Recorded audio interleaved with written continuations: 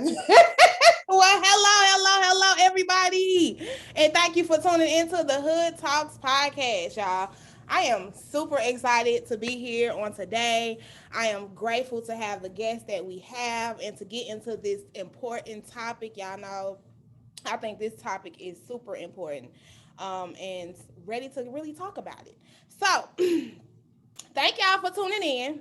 I'm gonna let some people get in here before I announce about the t-shirt, because y'all know we always do a t-shirt drawing.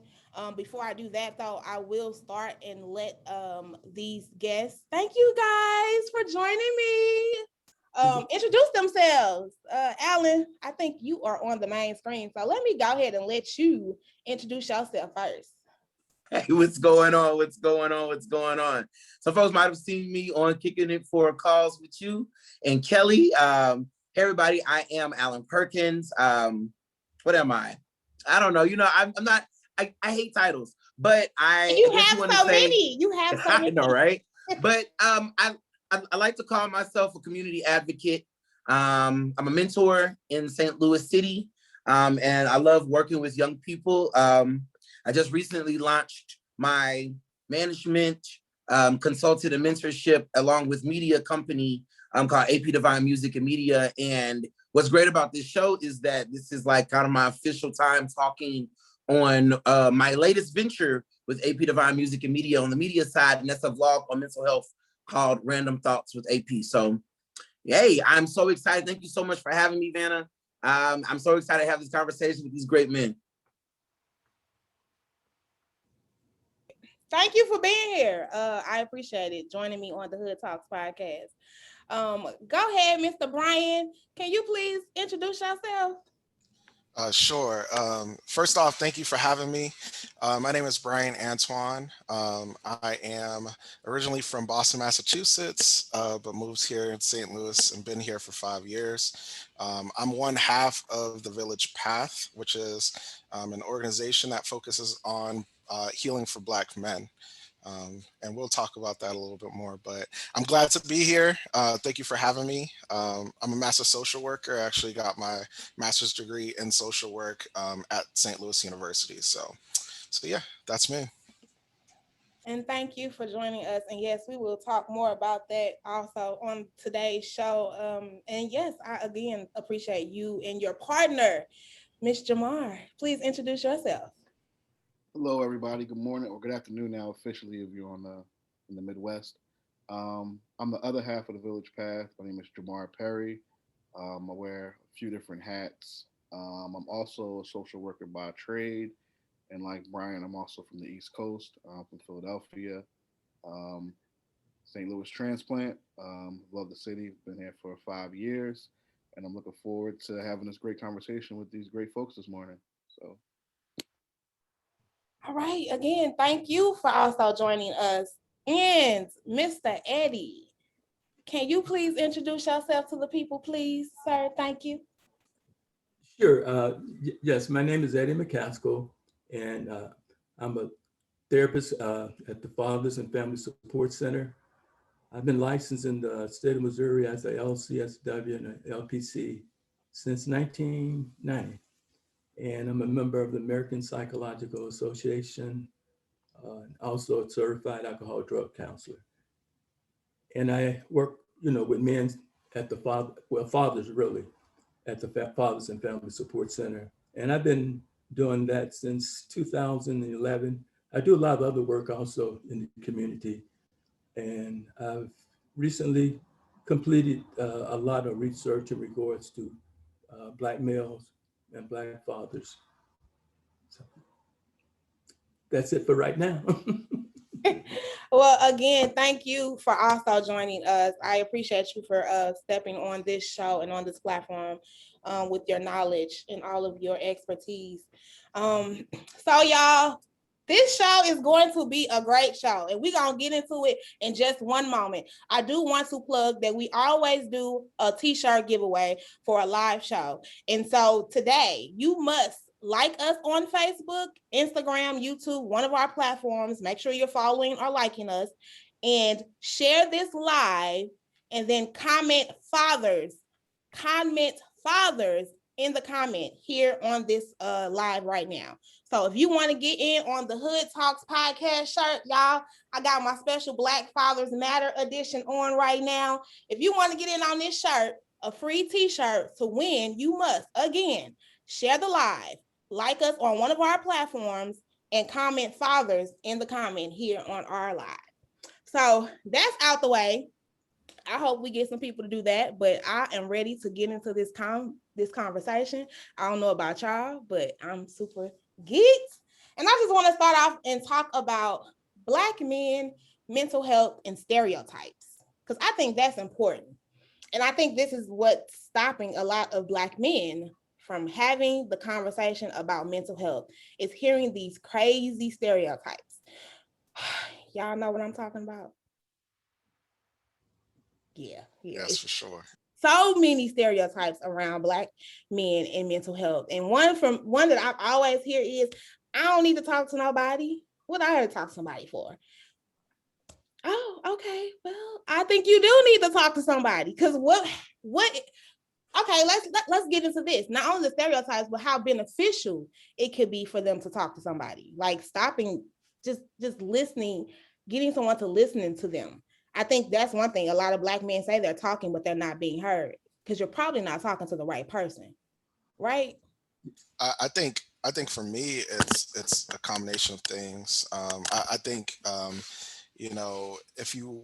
if you think about stereotypes, like stereotypes are derived from just historical context, right? So from a historical context, we are people as Black people that are based on collectivism, right? And based on having a village and a tribe, right? And coming together and being able to talk about things was part of being in that system, right? Once we were pulled and ripped away and made us slaves, right? We were Mm-hmm. then stripped of that collectivism and placed in a system that is individualistic, right?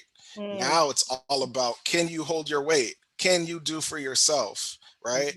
And that's where some of those stereotypes come from, right? If you have a problem, just fix it, right? But mental health is a little bit different. It's, when you go to the ER and you have a broken leg, they go and they assess, they fix it. Mental health is different than that, right? There's no just fix it. There's no just talk to this person and that goes away, right? It's a system. It happens over time. It's a process. And so, but again, those are where some of those stereotypes, it comes from racism, systematic oppression. It comes from just years of that being ingrained in us. So that's Oh, part of the issue, but that's one of the major factors for me. yes. You I know, also, oh, go wait, ahead. oh, I was gonna say, I also just, I've been really like diving into like dealing with trauma too, because I really feel like that has something to do with it as well. Whereas, traumatic experiences really make us shut down, or make us, if you want to say, give in to the type of stereotypes because we don't deal with our trauma, or we deal it in different ways. We cope in other different ways. We find other different avenues to pull to instead of ones that could help us really directly, focus on trauma and work through it as well. That has been kind of a firsthand experience that I've seen as well. And I would like to say to that, like, I mean, usually it's adapting to something that's unhealthy, an unhealthy habit too. Like when you're talking about having trauma experiences, Thanks. we've been so conditioned to have unhealthy um releases that we think this is normal and it's okay. In reality, it's really not, and we're not dealing with the healthy ways to deal with those traumas. So trauma is I think a big thing around mental health. But I know you were going to say something, Mr. Eddie, and I don't want to go ahead and let you go. And a lot of times, you may go through that traumatic experience, and a lot of times, person might say, well, okay, time will heal it. I'll get over it. But if you never address it, Mm-hmm. down the road, you get into a relationship and you wonder why it's not working. And, I think I mentioned before in regards to the root causes. And so you got to go back to the root causes. And you can even go back beyond, even from slavery, because we was traumatized then. And so that carried on through each generation. And so if my level of awareness is at a high anxiety level at all times, and so this is not really good, not only for my physical sense, my emotional sense and psychological sense. And so, it's really important that we address, those traumatic experiences. But then when you get ready to address them, you got to find someone that's knowledgeable about what you've gone through. And so you got to, that environment, if I'm going to disclose, I got to really feel that that environment is going to be a safe environment for me to disclose. People are going to be non-judgmental, but they're also going to understand my experience. And so, a lot of times people are really uncomfortable and really addressing certain things, that may have caused me to get to the state where I'm at. And so it's just not one thing. When you look at the ACE study, adverse childhood experience, okay, the original study was done in San Diego. And so people of color in that study was only maybe a little less than 3%. Now, there was a later study done in Philadelphia where uh, African American comprised maybe like 41% of that study. And so there was other things added to those ages. The original was like, there was 10, but, and I'll get into that later. But in regards to the Philadelphia study, they also added neighborhood violence, racism, poverty, and so other things. And people don't realize all of that stuff plays a part. When you look at that, children at the age of 6 and under, 49 of those children are living in poverty. So that's going to have an impact not only on children growing up in the. So I mean, there's so many things. I'm going to stop right now because I don't want to go just on and on. But some good things were brought up. Right. And now, like you were saying, it's just so many different aspects of this. There's so many different issues that is contributing to what we're dealing with right now in our society when we talk about mental health. And it's not just one lane, but a lot of it does go back to generational traumas, including slavery. And then what we've started creating are norms, which have not been helpful for us in our day and time right now. So that's when we talk about when we say breaking these generational curses, because it's these things that we've learned on the way, survival techniques that we've learned on the way that has not been healthy for us, but we're just trying again to survive. So And another thing too that I've like noticed too, because I work with cats that's in the streets, and it's crazy how I've been able, I've been blessed to really have the opportunity to build like authentic relationships with them too, and really get, layer some onion layers back and really get to, the meat and really get to see them, who they really are. And honestly, I think another thing too, like when it comes to like stereotypes or giving into the stereotypes or whatever, when it comes with dealing with your mental health, is I think that we as Black people, we have trust issues too, and if I want to direct it just like straight with me, like the reason why I never, reached out, even in the times where I was struggling, mentally crazy, like mentally, I didn't even reach out because I was dealing with trust issues as well. And so I was afraid of my trust being, I was just afraid of my trust being taken for granted. I was afraid of my trust being whatever, like, and that actually helped. That actually held me back as well, and so I could, open up myself and really address my trust issues when it came to older men, because I think that's a lot of times too, is just that, truth be told, whether your father was in your life or not in your life, 9 times out of 10, a lot of Black men have daddy issues, whether it's lack of father, whether it's father being there, whether his daddy was too hard or daddy didn't understand, whatever the case may be, there is some type of,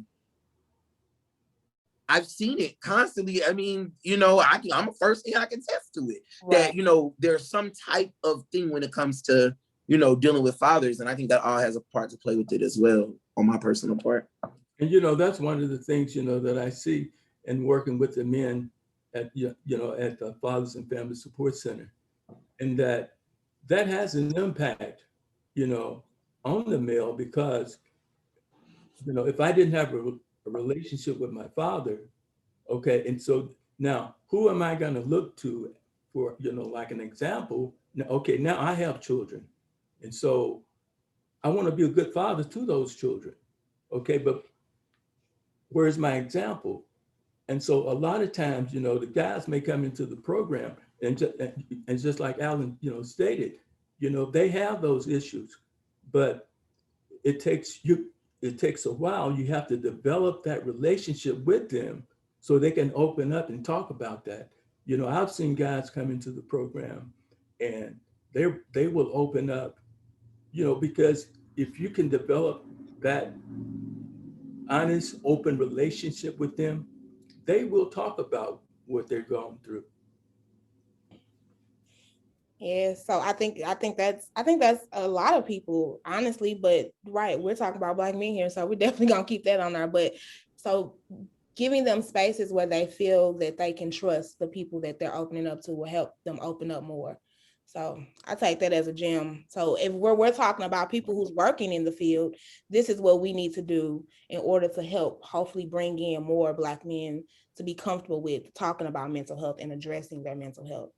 Um, yeah, I mean, so yeah, go ahead. Also, Uh, Go ahead, Jamar. Go And ahead. Come in. I just wanted to add, everybody else brought up great points about trust and the root cause of trauma and all those things. I think just to add um, to the conversation, we just have to remind ourselves that black people, black men, people in general, and Brian always reminds me of this, aren't monolithic, right?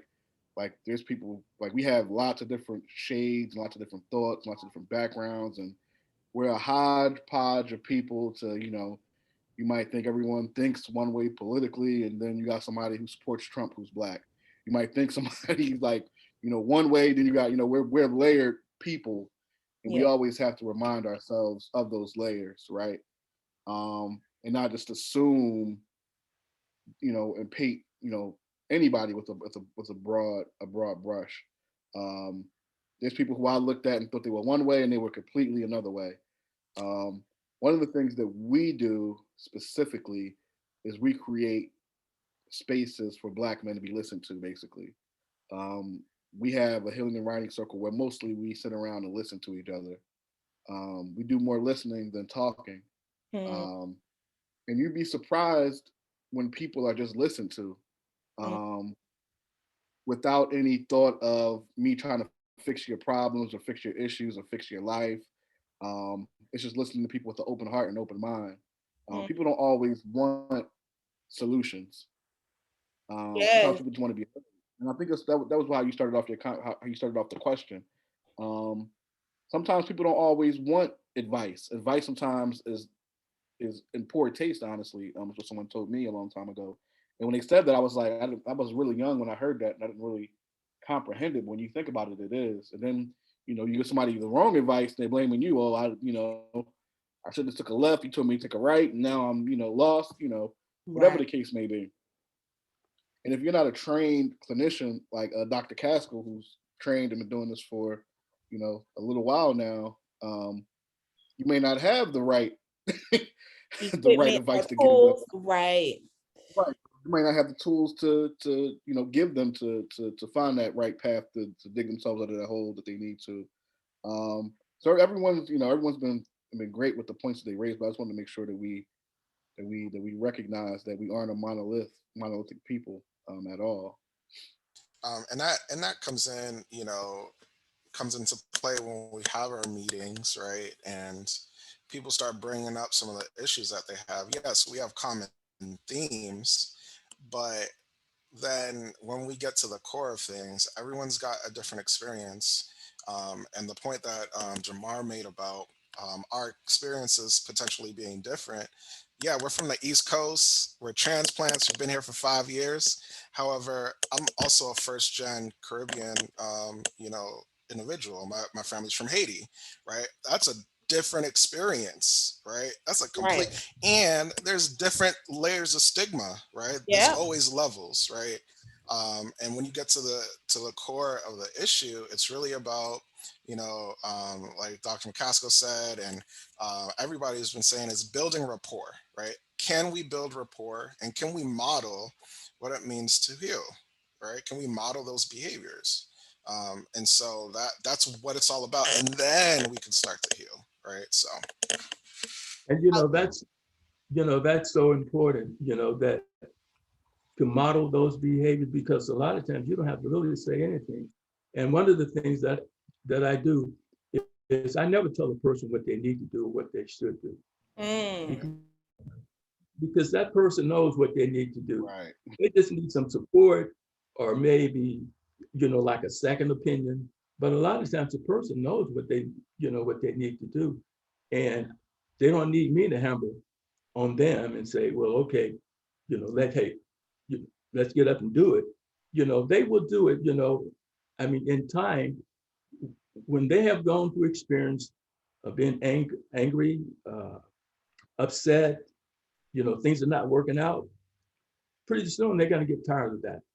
And so, they will, eventually be ready, to make those changes. But to to make those changes, that's a lot of unknown.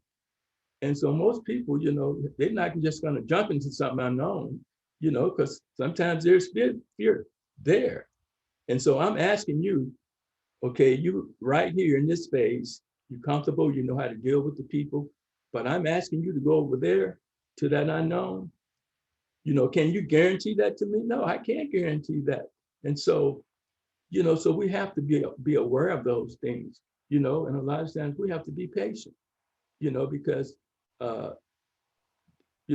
because the person may say, well, I'm doing pretty good right now where I'm at, Mm. so my perception may not be what they see, and so, that's why that relationship is really so important. And then you got to build that trust, you know, and what I've seen is that because of that lack of trust, when they get involved into, like in a relationship and that piece is not there, that relationship is not going to really work the way that they want it to work. And so we'll look at that piece, and say, well, okay, in order to be in a close relationship that's going to grow, that trust factor has to be there. And so, so now, they're a little more open to working on those things. So it sounds like too a lot of meeting people where they are, is what you guys are also saying. So it's like, coming in, hearing and listening to people, but also meeting them where they are. Because like you said, some people might not be ready to change the behavior, but they know the behavior is like maybe something that's or maybe they don't know. Maybe just talking about it is getting it off. And sometimes when you talk it through yourself, you start to realize what your issue or what's the problem that needs to be solved. So like you said, just talking it out, and not having one direct you, but you talking it out, you can sometimes see. But again, being the person who's on the end of trying to, I guess, let's talk about this relationship, because that, as a Black woman who dates Black men, I really want to know, how can we assist, or how can we help, how can we motivate Black men with healing their traumas? Because we know Black men are experiencing a lot of traumas. Not We talk about slavery, but not just slavery. How many men I've come across that talk about going to prison? That number is so high. That we know is a trauma situation alone. Dealing with the police, stuff that we see on TV every day, being Black and a Black man, period. All of the stuff that they have to deal with as Black men, it's trauma. And like, there is healing that needs to be in around that mental health. How can Black women help in that space? Is it how can we motivate, I don't know, direct, whatever you guys think as Black men? How can Black women help?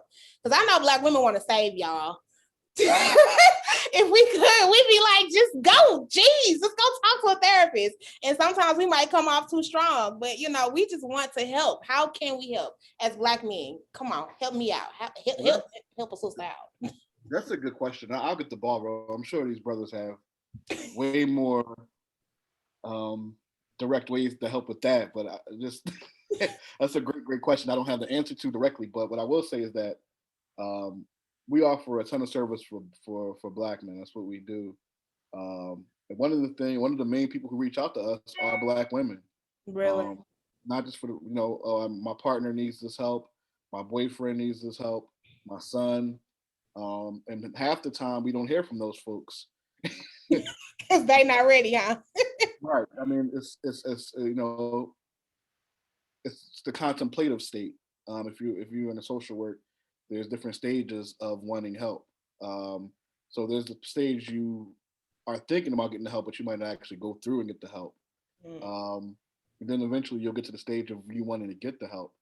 So it's one of those things where you can have the water, and you can have the horse, but you can't force them to drink it. You can lead them, That's but what you can't actually force them to do it. mm. Consistency is the main thing. If that's a person you care about and it's a valuable um, relationship that you have, then it's consistency. My mother was consistent with me when it came to going to college and all of those things, even when I wasn't on that path to be successful in life. It was still, you got to do this, you got to do this, you got to do this, and eventually I did it. But also you can't push someone into anything they don't want to be pushed into. Mm. Um, Unfortunately, if that was the case, I would love to push a lot of brothers into a lot of positive directions that they may not be willing to go to. Mm. Um, so I would say Yeah. as a Black woman, I would just say be you. I mean, I believe this may sound corny, this may sound whatever, but Black women are naturally magical, in my opinion. So I would just say to all the Black women, just be, if you don't have a toxic relationship, that's the main thing. And the other thing is just to be yourselves, and be the magic person, be the magic you naturally are. So Yeah, and Jamal brings up a lot of good points. I think I would add also this idea that there's got to be at least kind of what to what he was saying. There's got to be at least some level of motivation for the person who's seeking this, right? Um, we can't bring them to the water, but also you know um, that onus has to be placed on the person that's seeking that type of help. It's kind of like a push pull thing. Anything in any type of relationship, anything that you're going through, any making decisions on buying a home or a car or whatever, it's always push pull. It's always being able to have open communication about those things. But like Jamar said, there's nothing, you can't force anyone to do anything that they're not ready for. you know um Even though you're there by their side and you want the best for them, like the person who needs the help has to kind of take that first step. And now that's going to look different for everybody. You know what I mean? That first step might look different for everybody, but Mm. but I also don't, I mean, Black women also do a lot for us. And so like I don't want to add one more thing to the Add something else things, on to this. to all the Great things that points, they do Brian. for us. Great points. But it's real though. It I is think real. It's I, 100% real. Black I women feel like, have penalized. Um, yeah, I don't know. They come through all the time, so this is more of a call of okay, yeah, there's support out there. Um, yeah, that's kind of where I'll leave it at. So And that's so true.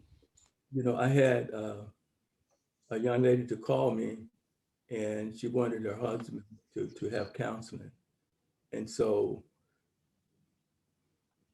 she was like, her EAP was paying for the counseling, and so she called to set up the appointment, and so eventually he called me, and so we got one session in, and I've contacted him twice afterwards because he didn't follow up. And so one of the things he had asked me was, uh, did you get my email address or my wife's email address? Because I want you to contact me in my email address, not her. And so, like I knew, he didn't really want it right then. Uh, And so I didn't put any pressure on him, and I didn't tell her because, that's going to be up to him if he wants to follow through. And I know that when we talked, he wasn't happy in the space that he was in, but eventually when he gets ready, like he'll reach out, but getting back, in regards to what you said, like what the Black woman can do, you know, it's just, be supportive and offer, that support. Uh, because if that relationship really means anything, you know, to that male, then, they're going to try to do, because I see it all the time, like at Fathers and Family Support Center. I not only work with the men, I work with the women. They have a women program. And so some of the same things that the women are asking, the men are asking also, you know. So we gotta, that connection, we just gotta get that connection because a lot of the men want the same thing in a relationship, but because you've gone through so much and there's so many other things that, that sort of like prevent that from happening, especially, like if my past experience in a relationship, like if that wasn't good, and so now I get involved in this new relationship. And so sure, people will say, well, don't bring that old baggage into the new relationship. That's easy to say. But usually you are, especially if you Right. haven't gotten over the old Exactly. relationship. You Exactly. jumping from relationship to relationship. I think that's a thing that we as people need to stop doing too. Is like, right, we're not healing from past situations, then we're starting new situations, and on top of new situations, sometimes we bringing in kids on them new situations, dealing with those old baggage and that old trauma in this new situation. It didn't have the kids involved. And then that's when we become talking about the family unit and how broken the family unit, especially in the Black community, is. And that's one of the things that I tell not only men but the women. You got to bring closure to that old relationship. No matter, a lot of times the person don't want to do it because it's like a sense of power or they want to have that control.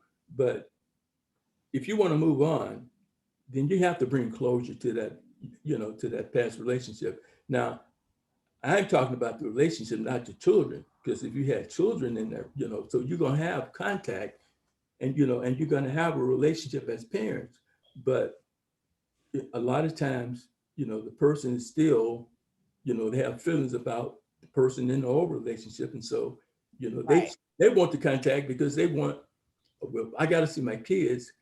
Okay. And my thing, when I'm working with the dad, you know, you have to look at yourself, take a self-assessment. Okay. Now, are you really concerned about the kids? And and I know you love your kids, but Right. don't do it just because you're trying to get back in contact with the mother of the children. But like I see that a lot. And but another thing too that I see is that male may move on and And the woman is holding on to that man by that child because she hasn't let him go. Yeah, we see a lot of this in the Black community. I'm sorry that I kind of interrupted you, but that is one point that I was just going to say too, is that hearing women and talking to women, a lot of times they say they feel like their baby father is trying to hold on to them through the child. So I think that is something to really talk about and like address. It's like, men, if you're not going to be with the mother and you just really want to be a co-parent, there's a way to do that without having to put your ties onto that woman.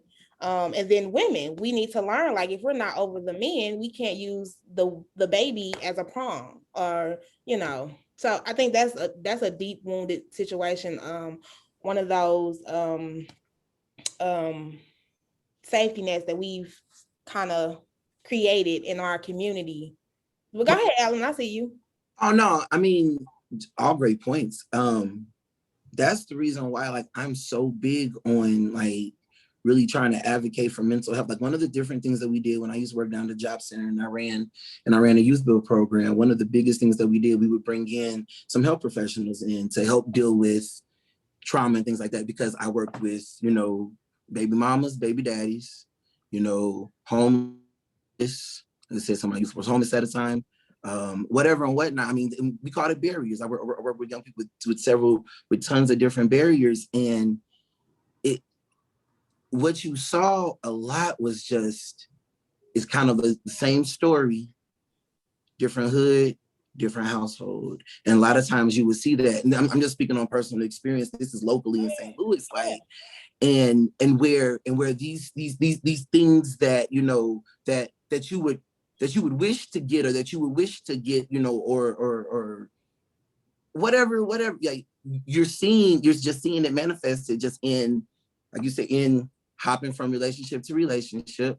One thing that I really dealt with really big, and I still see this to this day with some of the younger men, is just that they're exchanging their mother for their woman or their girlfriend.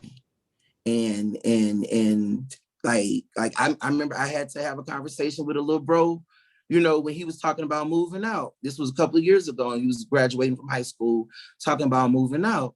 And I was like, okay, well, okay, what you thinking about doing? He was like, oh, I'm moving with my girl. Oh, moving with your girl? Yeah. Well, she get an apartment. I'm gonna move her. No, you're not. No, sir. No, you're not. That's not the Your right girl one. not finna take care of you. No. But truth be told, that's a lot of these young guys that I've experienced, a lot of their mentalities, where ownership isn't something that in their mind, having their own place, having their own car, having a license, I was gonna those say type that's of not things. really common anymore. And I mean, it's not the average anymore for a man to have his own establishment or his own. It's like you said, it's either I'm moving from my mama's house and going straight to a woman's house, instead of moving into my own space, or going off to college and being in my own space and having my own atmosphere. So then you can learn how to be by yourself before you're trying to be with someone else. A lot of times, let's not even. Sometimes they're not even getting to that moving out their mama house. They going to jail, and that's the only environment that they've experienced before they get out here on the streets, and they're starting all over. And the first place they go is somebody's house that they've met. So again, it's like, how can we normalize taking care of your mental health and taking care of yourself before you even bring on partners? Real quick before we go, because I just want to finish out that, because just to tie it all back, like I truly believe that has to do something with your mental health, going from couch to couch, getting out of jail, trying to find where you're going to go, getting kicked out of the house, got to go live with somebody, getting kicked out of her house, got to go find, like, that's got to do something with your mental. But yeah, and I would agree. But like going from relationship to relationship, and so sometimes, okay, I'm trying to leave the pain, to find the pleasure.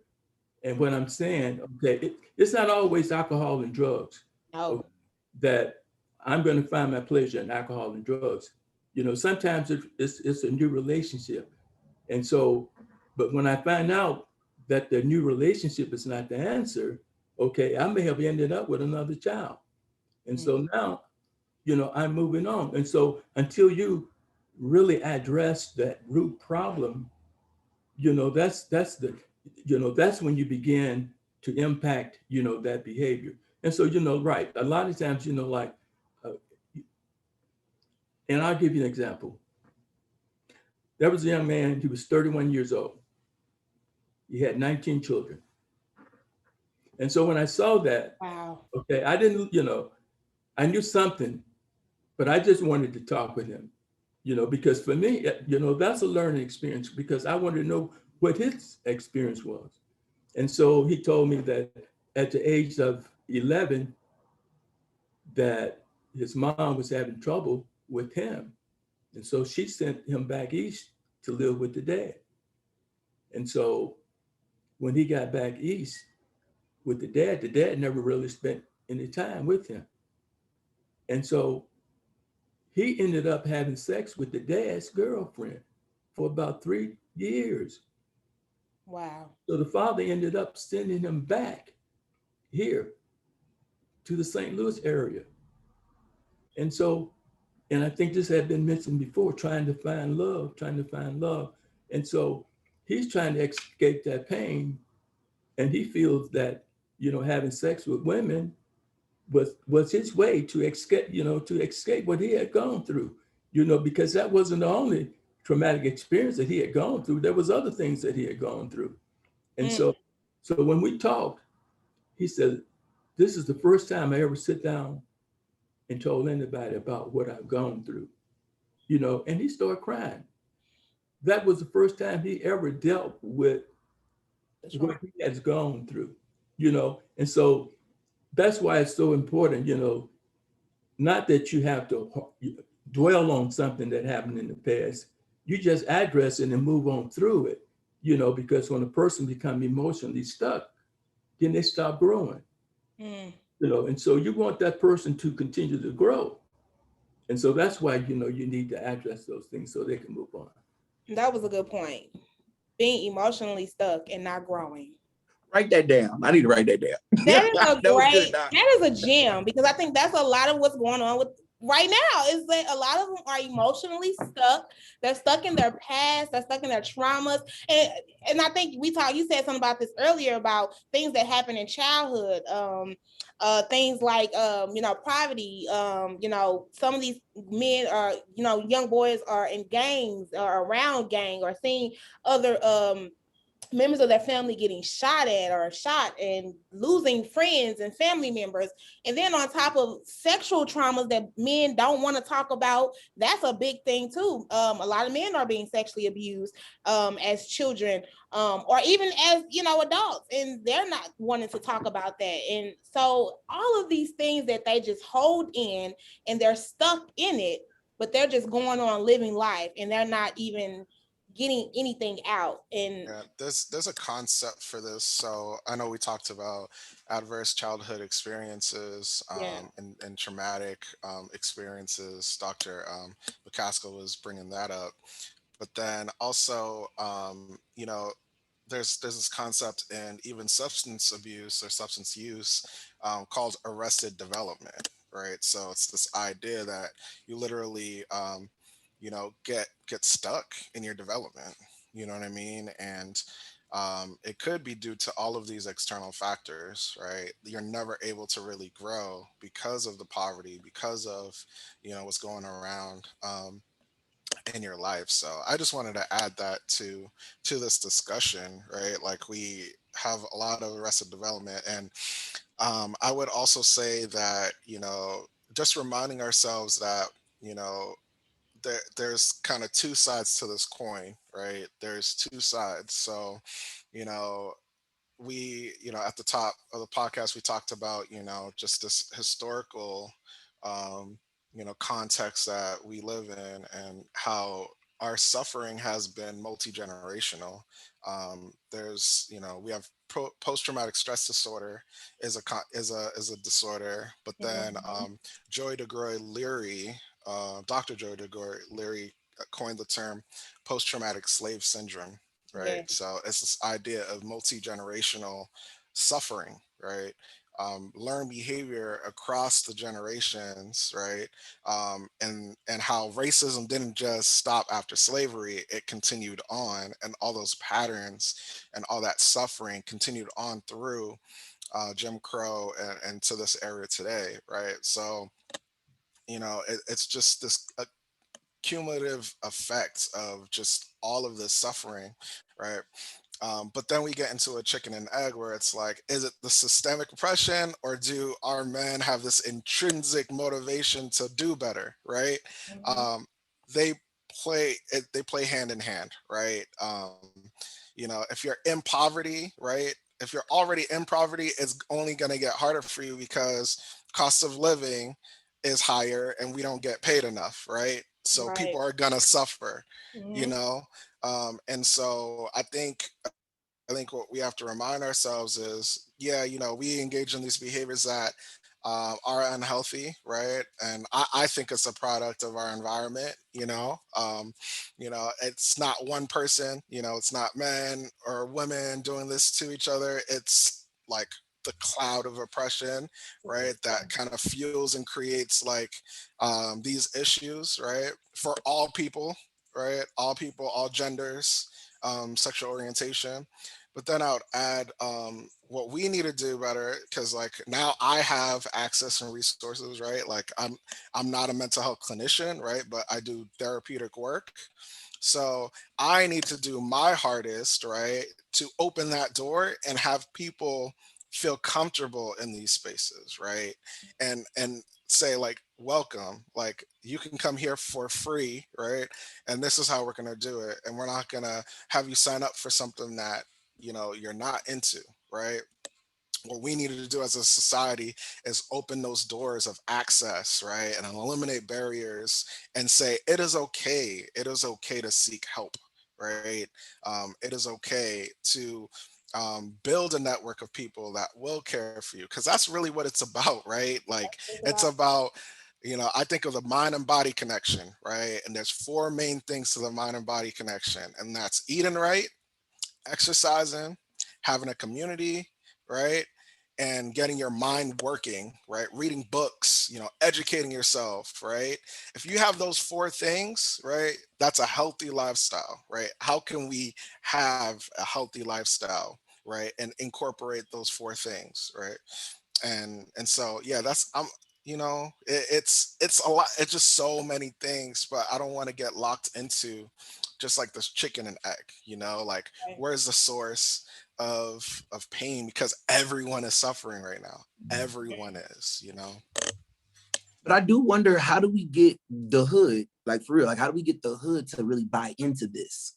Because like when you go out there, when you on the north side or you in the Ville or wherever and whatnot, like This ain't we important. know Yeah, there's right. we know Keep that it access real. is not there. We It's definitely not know that, there. but even too though, usually we can come and set up a booth or something or have an event or be an event, you know, folks may come and walk to the table.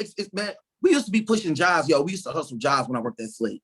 And we was trapping jobs, is what we used to always say.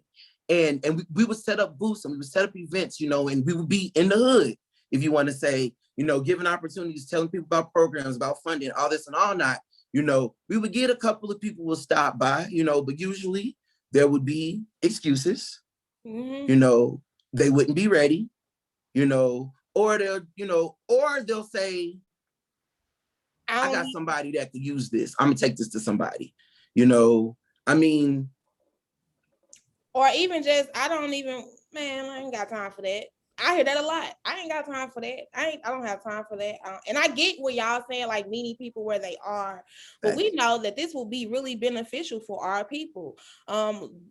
I mean, just on the strength of me, the Hood Talks podcast, I called this specifically this because I wanted to bring this type of information to the hood and get those people who I know truly needed the information access to them. But like if they don't have access, and then when they do have access, it's not interesting. So, or it's not what they feel is valid. How can we really get the people who we know will benefit from all of this great information, those four things that you just said that we know they're not getting? yeah. How do we get that to them? Any type of assessment that you do, and I'm going to stop taking up space because I know other folks have a wealth of knowledge, but I would say anytime you're assessing anything, right, you need to incorporate those people into your plan, right? So like Jamar said, sometimes in our sessions, right, um, you know giving feedback isn't the answer, right? Telling people what to do is not going to help, right? Mm-hmm. Those people need to like be a part of the decision making on how you provide that service, right? Mm-hmm. And we have to be creative about how we do that, right? So we say, okay, we have, these four things that we're willing to provide you, right? We have to get creative about, okay, well, what is the hood saying they need right now? Right. You know what I mean? Because if you're not matching what they're saying they need, they ain't gonna come to that. They ain't gonna come to your booth. They don't. I don't need that right now, right? Right. What is the hood saying they need? Yeah, Well, that's a great point, bro. I thought my mind was somewhere else when the question was first formed, but that's exactly true. I think organizations. Well, one thing about St. Louis that I love is we have a lot of great organizations in this city. We do. I think when you're, I don't want to speak because I'm not from here, but it seems to me that people take it for granted. This isn't normal when you go to a larger city to have all these organizations doing grassroots work in the trenches. Honestly, it's just not. And being funded every year and sticking around for years, it's just not. It's not that way for the city that I'm from specifically. Um, That's a good point. um, so yeah, I think I don't think people, like you said, in St. Louis value that. So repeat that one more time so people can hear that. Welcome to St. Louis. Yeah, That's right. St. Louis You ain't has a lying. lot of great resources that they have a people should lot be of great having to utilize. and a lot of black-led great resources too. Well, management-wise, the where the money comes from is different, right? But we have a lot. We have father support network. We have someone who worked for Slate. I've worked for some not great ones and some great ones, right? I'm sure we all have. Right, not for profits. Right. Some terrible ones and some terrific ones who But really there's a lot really of them. do the work, and value the work. But I think from what I've seen and the work that I've been in, and Brian brought it up, he hit the nail on the head. The ones who get it right is the ones who check the pulse of what that neighborhood needs. That neighborhood might not need jobs. That neighborhood might need more of the healing, more of the mental health, more of the getting your mind right so you can get a job, so you can see that it's valuable. Yeah, Um, that makes sense. so yeah, I yeah, can't remember the name of the organization, but I know it's an organization in North County who came through. They had an angel grant, they had a lot of money. They built a movie theater out there. Are you They built a two bank four out one? there. Is that it? 24.1. Yeah, yeah, up Yeah, there. Yeah, 24-1. Yep. Yep. 24.1. Yeah. So what they did was they asked the community what they wanted when they got that grant and how to fit, and the neighbor and the community responded to what they needed in order to make that successful. I'm not sure how that worked or how that didn't work, but on the subsurface level, looking out, it looked like it worked well. It looked like it was a great idea because I guess it depends on who you ask, though, too. it depends on who you ask, It right? depends on who you ask, Big too. facts. Big I'm facts. gonna say Depends on who that you depends ask. on Big who you facts. ask, sir. I was making faces. I don't know, right? Because that's But the you thing know what? too. You're not gonna always meet everyone's need in And the you hood. can't please everybody, right? You can't please everybody, so that's a hard subject. Right. It's a But you hard know subject. what? But I feel like y'all are right on the nail. Like you said, that is the nail on the head because I really feel like sometimes with these organizations, a lot of times they do go out with preconceived notions based off of numbers. Yeah. Come on, because I've been at these conferences in DC, and they're literally trying to tell me about my community based off of stereotypes and statistics. Like that's truth be told. Yeah. That's what they're doing in DC. Board Yeah. tables, they saying, you know what, because of this, and this, based on these numbers and these percentages, they're gonna get this, they need this. And it's just like, and I remember being there, and at this time I was just a case manager. I wasn't a coordinator yet. And at this time, I had to stop and I had to say, okay, hold on. Is anybody on the ground level? Is anybody a case manager? Nobody raised their hand. I'm like, all right, anybody coordinator? Nobody raised their hand. Everybody in that room was either executive directors or higher. And I was like, dang. But truth be told, a lot of people, a lot of professionals, even the ones that care, even the ones that, and I'm not trying to make a blanket statement, but I have experienced where a lot of professionals, even the ones that mean well, they sometimes miss the mark. I've been there. I missed the mark at times, thinking that, I thought of something because of, what maybe some past, especially in mentoring, maybe how I mentored. I had to start learning how to be strategic because I had to learn that every single person, like I said, has different barriers, has different things going on mentally, X, Y, and Z that, I thought I have experience, but maybe not. So, and I get yeah, just adding to what you just said, I think everybody needs experience on the front line. And when I mean the front line, okay, when I started out in child abuse and neglect, which is now called Children's Services. Okay, working with those kids who was impacted by being abused. Okay, Okay, but having a different perspective, because not looking at taking those kids away from their parents and putting them in foster care. And so all of that experience, you know, to me led me to a perspective in that you know you don't look at people or families uh, in that, okay, I know what's best for you and you have this weakness, okay, because all families have strengths, and so you have to look at it from that perspective. And so all of that experience, you know, to me had got me to the point where uh, it doesn't matter whoever it is, I'm going to respect that person. And my perspective is that they know what's best for them. So it was brought out in regards to how do we reach certain people. Right. Okay. So one of the things, okay, the Fathers and Family Support Program is a day, you know, you have to go every day and you go all day. And you have to do it for 6 weeks. But the people who come through the program, a lot of them, when they first come in, they say, this is not for me. I didn't come here for that. But they will stay a week and they find out all of the things that they're getting. And so they complete the program. So those people go back and tell their family members, say, Okay. this is the program that's going to change your life, or they're going to, you know, you need to go. And so, you know, really that's the best promotion, when those people who have gone through the program and they tell their friends, because a lot of those people, see, we're not going to ever come in contact with or even reach, or they may not even listen to us, but Right. I guarantee you, you know, hey, bro, that's where you need to go. So that person they may listen to, you know, and so those are the kinds of, you know, programs, you know, the programs really, I say you have to sell yourself. You have to give the people what they need and what they want.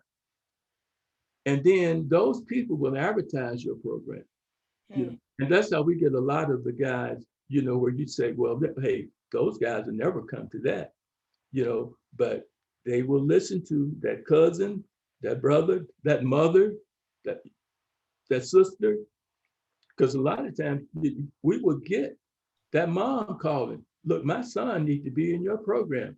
And the way they find out is by their nephew going through the program. And so what I'm hearing too is, and I know you guys, you said something about barriers, but also, so on my take about the organizations, you know, getting the people, we need the people to also feel like they are empowered enough to be able to demand, or be able to come and then take in those things, because sometimes too people like they it's what they need, but they shy away for certain reasons, like, oh, I might not have time. They feel like being on the block right now is the best thing for them because they're trying to get, so it's like we need the people to understand too also that these these programs are here for your utilization. Utilize them to the best of your benefit so that you can get out of the things that you're in. I guess I don't know how to. I get when you're saying like word of mouth, but there's a lot of other barriers, and I want to talk about those barriers. And how can we address them? And I know we like talking about access. Like one could be a barrier. Transportation. Someone might not be able to get to your organization if your organization all the way across town.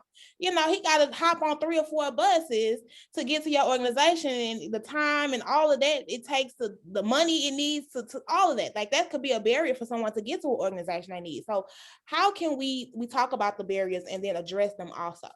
Like transportation being one, or anything that you got. Yeah. And even that, you bring up a great point. Even transportation is layered too, right? Because it's like, well, St. Louis is horrible city, when it comes to transportation. Very hard. It's terrible.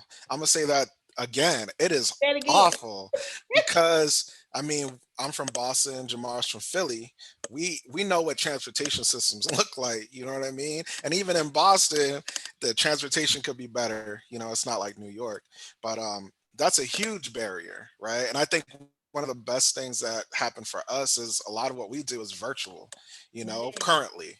Sometimes we do in-person stuff, but I feel like this right here, being on a Zoom, has opened a door to access. A lot of folks have phones, right?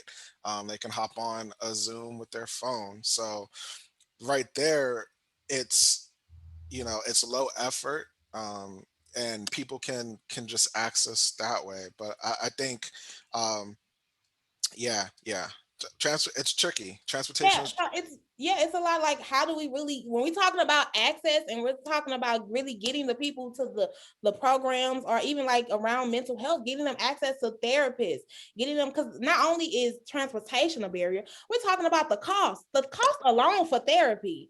Who has the money? Come on, Alan, I see you. Get in here. No, because and I think this is perfect, just really dealing with mental health and everything. Like a lot of times, and this is one thing that I experienced firsthand with youth build, it's the mindset. Like one thing that we did before we did youth build, our program was extremely inclusive. It was a 9 month program. We needed you to come every day, but I work with high school dropouts, so they needed to either get their GED but then also we got them a construction certification as well through ranking.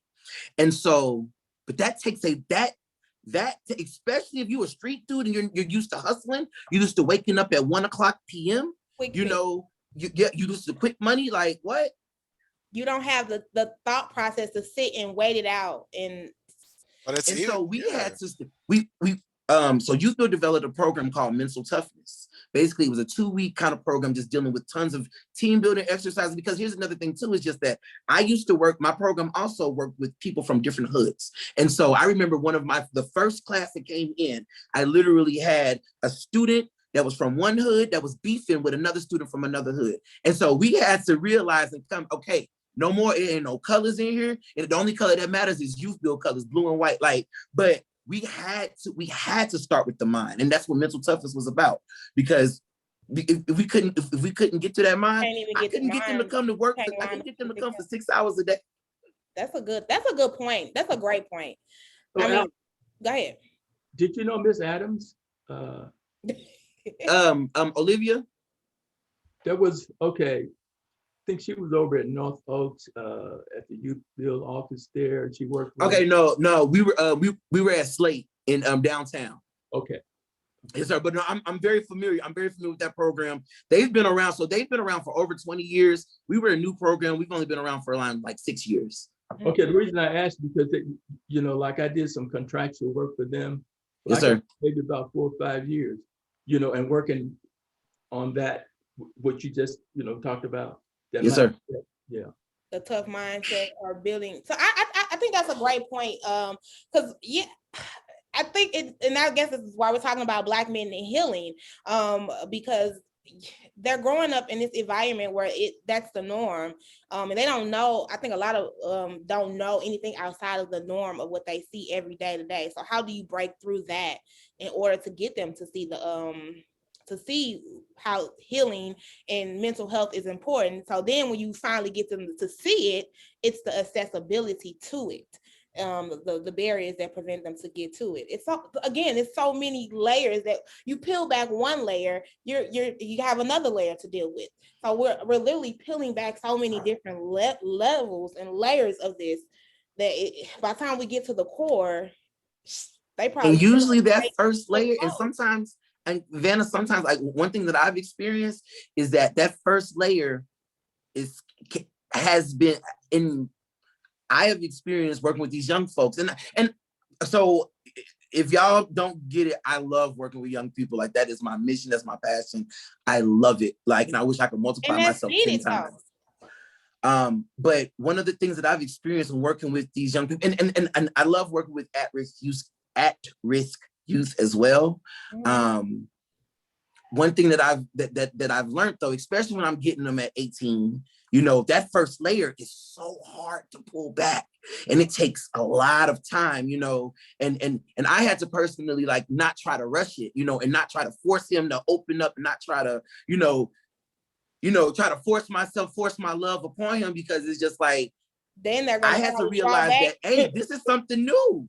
This is something new that he probably that he obviously hasn't experienced, and so, all right, I have to be careful with this, because once you get that first layer back, man, and they get your trust, Man, it's such a privilege, but it's precious as well. And one wrong move can have them locked back up. Have some of my guys locked back up. So that's one thing that I've just learned just in my personal experience with working with some of these young people and working with some of the at-risk youth as well. And that's so horrible to hear, because how much pressure is that on the individual who's trying to help? Like, you all, you're here. In the work that you guys do, it sounds amazing, but it also sounds very difficult, because, like you just said, like you're putting all this effort and this time, and then one thing you may do, which is you being human, because that's another thing. We put superpowers on people who are in these type of positions, and we put superpowers on these organizations, and they're still human. And so then when one thing fails, especially in the Black community, we be ready to write it off. Thanks. I thank God for my therapist. I will say that I am active in therapy. I thank God for it, because and real quick, because I don't want to talk so much. I'm sorry, y'all. I got a little I got a little hype, but one thing also, going back to it, just like being a community worker and things like that on a personal experience, when it goes back to women, one thing that I ask for my wife is just to be my peace. Like, make it okay for me to take my Superman cape off. And at Slate, at MERS, we use the term superheroes because we're out here saving lives. Like, as a superhero, working in the community and things like that, and when you grinding and overly, exhausting yourself out of, your heart and passion, sometimes, I be needing to just take my cape off. All right, I'm done talking to y'all. Love y'all. Now, come on, Jamar, what you got to say? How do you feel about that? Just to go in the same direction that Alan was going is, and this is something actually Brian helped me with, is making sure I take mental health days off of work. I love the side business of what I do, but work is work, right? Like, work is every day. It's consistent. It's 5 days a week. I'm around teenagers from 8 in the morning till 4, whatever. Then I come home and deal with kids, right? So some days it was like really about spacing my mental health days out. Like, if I had a rough day with a student yesterday, you're not going to see Mr. Perry tomorrow. I'll see you there, right? Like, and we'll start from there then, right? And Black men, I want to keep on this. I'm sorry to interrupt, but I want to keep on this path, because I think that's another thing, is leading by example. So Black men need to hear this. As Black men, right? Get into that. What would a mental day health look like for you? What would you do? Man, for me, I like to write. I like to listen to music. I like to get some form of exercise in. It's walking my dog. It's a nice day. The sun is out like today. It's getting sun. It's eating quasi as healthy as I possibly can. It's a good meal. It's time with my wife. It's talking to like my mom back home, my grandma. Like, these are things I actually did. Going to Smoothie King. I love Smoothie King. Right. Shout out to Smoothie King. I know retail therapy isn't always great, but it's, as a Black man, I love my sneakers. So it's a balance. Sneakers I've been looking at and had in the cart for a couple of days, a couple of weeks, or a couple of months, however long. It's going to the barbershop. Somebody said that to me recently, getting a haircut, looking good. All those things. And I think, when I used to think about what self-care looked like as a Black man, when I moved here, even before I even started social work, I had no idea what self-care looked like at all. Even though I did some of these things, right? Like, I went to the barbershop, obviously, I bought sneakers, obviously, but I never phrased it in my mind like I'm doing these things for self-care. Now I make sure that it is a self-care thing. I'm not just doing these things because I'm doing them. I'm doing them with self-care in mind. So when I spend it, it's not I'm just doing it. I'm doing it because this is making me feel good. So It anything that makes you makes feel me good. feel good or feel happy or takes my mind off of whatever's going on in my life is a good thing. And these things don't happen every single day, right? I'm not going to spend a Right. ton of money on shoes every day. I'm not going to go to the barbershop every day. I'm not going to go to the Smoothie King every single day. But when I do, it's with the thought in mind that I'm doing this to actually heal myself and actually take a break from whatever stress I have going on at work or life. And like Alan said, you got to take that cape off sometimes, right? Yes. Because we are human. We are human. We make mistakes. Sometimes, I don't always get it right with the students I work with at the school. I work at an all boys school. Um, and yeah, there's rough days there. There's days where I didn't have the pulse correct. There's days where I got to check myself and apologize. Oh, I got this wrong. When I came at you like this the other day, you saw your father in me, and you have a problem with your father. I should have known that. Let's start again. Every day is a day for a new start when you work with kids, right? And I Mm. think the people who wind up the most stressed, especially those who work with black youth, are the ones who don't forget the day before. You have to have a very, very short memory. It's like being a cornerback in the NFL. You're gonna get burned for a touchdown every now and again, but you gotta have a short memory. Um, Facts. it's a new play, right? So a day's a new day. It's a new play. You gotta forget the touchdown you gave up yesterday. You gotta start again. What I see from some of my white counterparts in education is they don't forget. They don't forget. It's like this person did this yesterday. He's gonna do it again today, and I'm gonna make sure he doesn't do it. But kids have short memories. When I mess up with a kid, sometimes I'm thinking the next day they're gonna remember this, that, and the third about me. They don't remember. Nope. They forgot about that already. They moved on to the billion other things they got going on in life. Mm. Um, so all those things, make sure you take care of yourself because you're not good for anybody if you're taking care of everybody else. Some of us have families beyond just the work that we do. So making sure that we take care of ourselves so we can take care of the multitude of people we try to take care of every day. It's like the oxygen mask, on the airplane. Airplane. Yep. It's Mhm. like you gotta get yourself first before you can get anybody else. Even when, and I think you talked about several things that I think about when I think about black men and how hard they work. Even if you're not working with at risk kids, or if you're not working in the community, you're working at these jobs and they work you to the bone.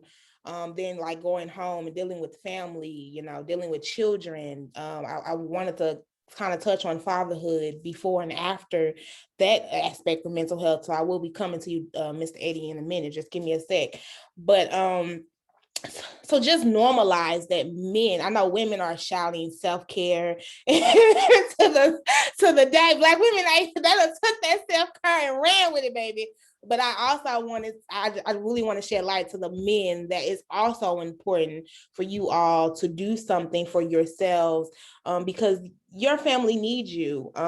In society, the world, we need black men, and we need you guys to know that it's okay for you to take care of self, even if it's like you said, taking those mental health days, if it's taking therapy sessions, whatever it looks like for you to be mentally together. Do it, just do it for your sake, because we have too many black men that's dying, not only from gun violence and things like that, but also heart attacks and strokes, sickness, illness, stress. Black men are leaving earth at high number rates too, along with, like I said, the gun violence and things that's going on in our community, but also just the stress level and oh God, the strokes and heart attacks that's taking them out. So normalizing this black men being healthy, not even just mentally, but all the way around too. And can I add something, Vanna, real quick before we go to Please, doctor? go ahead. Because suicide is real too. And and this is coming from me personally, and I'm not afraid to say it because I know where I am now. But I have personally dealt with suicidal thoughts on two real occasions, once in high school and once in college. But a lot of times we sometimes are afraid to even say that, Yep. From the so judgment. how, so that I wanted to add that in too, because I really think that's something real too, that truth be told, killing yourself, black people don't kill themselves. That's what they want you to. That's the stereo. Let's go back to those stereotypes. Yep. That we have in our black community, that and like, even if you go to a therapist, something is wrong with you, you crazy, so you don't want to go because you don't want people to think you crazy. And right, black people, ain't nobody gonna kill themselves. What would that's the devil, you know how we go. But yeah, so really addressing those stereotypes and saying we need to stop and really listen and stop judging. That's a judgment thing, and that's what's shutting us off. Like you said, we are a people of village and people of connecting.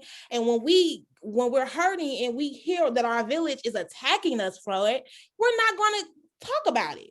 we're not going to come out and say anything. We're going to keep it in, bottled up, and then it's destroying us inside. And And, we're and just willing away slowly and just because to we're add to getting. that, Go ahead. just to jump and add to that real quick. In 2020, I knew 3 Black men that killed themselves in the past year. 2 were 20, the other was 18, another was in his mid 30s. Mm. The numbers are going up, especially for our Black male youth. Are on the rise. If you look at the data. Um, so yeah, it's a real thing. I just wanted to add that personally, in the last year, I knew at least 3 Black men, Black young men who have committed suicide. Um, so it's a real thing. It is And real. I just wanted to add that real quick. It is real. It is real. And It it's is. Go right ahead. for the age group, right? I think it's 14 to 32 for black males. That has really gone up. And I think right now it's the second leading cause of death. Mm. There it is right there. Thank you for bringing that in, Alan, because it's needed and it's real. That's why we have to keep having these conversations and normalizing these talks. But I do want to swing back to Dr. Eddie and talk about as a mother. I know I talk a lot about postpartum depression and I talk about a lot of disorders during and after pregnancy, but I wanted to touch on fatherhood. As we know, this is the month of June. We will be doing a fatherhood show next weekend, but right here, and we're talking about mental health, I really want to talk about that because I've read that this is something that is really needed to be highlighted. Men have postpartum mental health issues. Could be, I know you just said before pregnancy, it can, or be doing while the woman is pregnant, but also I know a lot has people a lot have said that after having becoming a father when the baby comes. Can we touch on that real quick? Sure, it like in most cases, when you're dealing with the black male, a lot of research hasn't been done, and more is needed. But in regards to like when the mom is carrying it, the baby, uh, when you look at the anxiety level, also the depression level of that father, it, it is higher. And then I know you mentioned afterwards, and that's also true. But like when you look at things, from the black male perspective, especially like if you got a son or now a daughter coming into this environment, most people, okay, when my sons go out, I can't really relax until they get back in, you know, Mm, and and they're grown. But that's something, okay, but my parents had to do the same thing. mm, And so now I realize the pressure that was on them because they couldn't rest until they knew that we was back home. Okay, so now I'm going through the same thing. And so as a black male, when you got that child coming into this world, all of those things you're thinking about, their safety, racism, uh, how they're gonna, navigate all of that stuff. And so I think that has a great impact, on dads, because we know what the kids are gonna be facing. And so we not only are thinking about that before the child gets here, but then after the child gets here, reality is right there in front of our face. And we know, you know, uh, what they're gonna have to face. So that alone, I think we need to really talk about addressing not only the woman's mental health when we're talking about pregnancy and postpartum, but also the father that will be involved. I saw you. I think you wanted to say something, Alan. Well, just even in that, like even with fatherhood, like I know we start with postpartum, but even how I guess I want to just like navigating even as they get older. I'm not a father, like I don't have any children, but I mentor young people, and sometimes you take on the role of father. Mm-hmm. And I've had to do that in a couple of my young guys' lives. But what I not, and this isn't necessarily dealing with postpartum, but this is more so dealing with just like as they're getting older. And this is, I got a question on this too that I want to ask when they're dealing with age, working with young people. But something that I had to like realize was I was recognizing some of the things that my dad did to me, you know, and how he talked to me or how he tried to challenge me to, you know, step it up or whatever and whatnot, that I saw myself wanting to do it to them. Taking on And his behaviors. yeah, I saw myself as taking a on his father. behaviors. Mm. Yeah, As I a like father role, yeah. yeah, in that father role that I ain't gonna lie, like it when I was like, you know, when I was brought to conscious, when I was made aware that, oh my gosh, I'm doing the same thing, you know, and I had to kind of take a step out of self and like realize that like that was heavy for me. Like is that a common thing as well when it comes to like fathers and dealing with mental health and dealing with their sons, like working with sons and kind of, you know, repeating the same thing or seeing their dad, you know, in them. Because I ain't gonna lie, like I also That could deal be with, scary. well, because also when I deal with these young guys that are new fathers, you know, a lot of times they'll either say, you know, I want to be better than my dad, man. My daddy wasn't here, so I'm gonna make sure that I'm here. You know, I'll make sure that I'm there for him. But then you look up and it's like They not there. a year passed, and it's like, what's up, man? How little man doing? Oh man, I ain't seen him in like 4 months. Dang, what can we, you know? So how do you navigate, you know, those kind of those lanes? You know, there's a lot of avenues in regards to, you know, like what that young dad may be, you know, dealing with, you know, and a lot of it, well, some of it, you know, can be due to, in regards to that, if I don't have the finances to take care of my child, okay, but a lot of times they don't realize that what the child needs is their time, Mm. not the, you know, the finances. So, but a lot of times they may run away from that because, you know, they feel that if I can't take care or buy some of the things that that child needs, okay, when I get myself together, then I'll be, you know, I'll be in the child's, you know, life. What I try to get them to see is, you know, the impact that your dad not being there had on you, Mm. you know, and so do you want, you know, to have your child to go through that? And a lot of them tell me, no, I don't want my child to go through that. And so you know, so even from that negative experience, you know, there's a learning, you know, but at the same time, you know, you can't separate that young dad from the environment that, you know, that they're growing up in, because the environment, you know, it's going to impact you. And so uh, before the pandemic, in regards to, uh, you know, sure, you can be employed, but are you making enough money to take care of your financial means? And so, can I do those things that I want to do with my child, you know, that maybe my dad or parents didn't have, you know, the chance to do with me?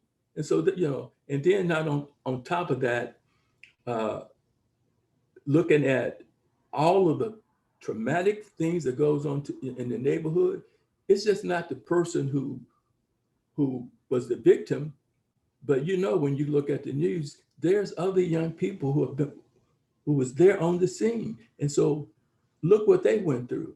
You know, the young girl that filmed the George Floyd. Look what but people, they think she's okay, but only because they brought her back on TV and she express all the stuff that she's dealing with, not being able to sleep and all. So there's a lot of kids in our community who are going through the same thing, and they will never get the help that they need. Right, But right. the And focus is up. I hate to interrupt you, but I wanted to go back and I wanted to bring Jamar and Brian in on this real quick to what you were saying, Alan, because I think that was something too that was really valid, is seeing yourself as, you know, the normals. Again, growing up and you, like you said, I want to be better than my father, but your father wasn't there. So then you trying to be there, but you don't really know how to be there, because you didn't have that. So you don't know how to be different than what your parent was to you. And then you see yourself doing those things onto your child. Is this again about addressing the mental health issues? That's where we again need to walk it and talk it out. Like I mean, with you guys in your program, like sometimes you're saying something, but you don't really know what that means.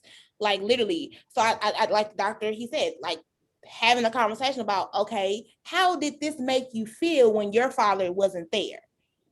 Instead of just saying, because it's like quick to be like, I don't want to be my father, but what does that really mean, and how does that make you feel? So in therapy, you can address those things, and until we address it, then we're just falling in line with the same role. Do y'all get what I'm coming from? For sure, for sure. I think there's also with everything there's levels to it. I think if we're looking at the same scenario where we're thinking about like after the baby's born, and mental health with that. There's a lot of assumed roles for that father, right? Like, Mm-hmm. well, I have to be there to provide, and I have to make sure everyone's good, and my child has to be a good steward. And that's a lot of pressure, right? That's huge pressure. And I could see where that can lead to depression, or maybe not knowing exactly what to do, how to be a father, because you don't have that model, right? So there I could see the potential issues with that. What I would say, and Jamar can kind of piggyback or go in a different direction or add, is a lot of what we do is and Dr. McCaskill has mentioned this too, but typically in therapy, the individual who's seeking therapy is in the driver's seat and knows what to do, right? And so they are the vehicle, right, for um, you know processing any of those issues, right? Processing how they're feeling, all of that. And what I would add that um, is that yes, like sometimes in our groups, we talk about that head on. We have new fathers who come to the group and kind of think out loud about all the good and bad about being a new dad and stuff like that. And I think again, a lot of the healing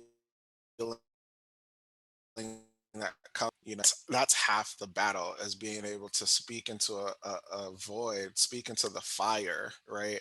And say, this is how I'm feeling about this situation. And I have all of these preconceived notions about what fatherhood is. I have all of these fears, all of the things that are coming up for me, feelings and emotions. That's like, I would say, three-quarters of the battle, because then eventually they start to think about some of the solutions. Well, this is what I don't want to do, or this is what but I think that first step, and that's for a lot of issues, not even just fatherhood, is just being able to name and label what you are feeling, right? And being able to express that. People like who haven't had a history of having conversations about mental health and how they feel in a healthy way don't know how to name their emotions, don't know how to speak about how they feel.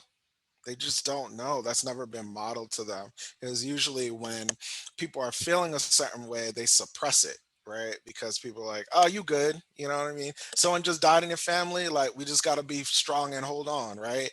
I grew up with a lot of death in my family. My mom was a homicide victim. My brother died of cancer, right? Mm. Um, and so, right, you're good, man. You're the man of the house now, right? You just got to hold it together, right? So they never model how to How we talk do that. about those experiences, right? And Right. so half the battle is you talking about that experience, but Mm, then finally, now that that relief of sharing is off your chest, now you're able to tackle some of those other issues, right? Now mm, people can say, like, I love how you express that, this is the way that, I kind of looked at a similar issue, right? Not presuming to know like how to fix that issue for that person, but just that share, it's called catharsis, right? Being able to heal just by sharing out in space, right? And that in and itself is powerful, right? It's not the one-to-one solution that you're looking for, but just that shared experience is tremendous. It's huge. That's just, yeah. And something else that I've noticed too, on what Brian was saying was, um, with some of my students as well, because they don't know how to express their emotions, they usually lash out. mm, Like, mm. Yep. and I remember dealing with the youth, and it's just like literally kicked out of every single program that he was in, and he finally came to me, and he was at the verge of getting kicked out of ours because he kept lashing out. But we knew that it was because it wasn't nothing new. We understood, but we knew that it was something so much deeper. You Mm, know, and I think, shout out to all y'all. Shout out to the professionals, the social workers, because we got social workers here and we got a therapist here. Like, shout out to you guys, because like I really feel like what I've dealt personally, being, a case manager, in that line, is that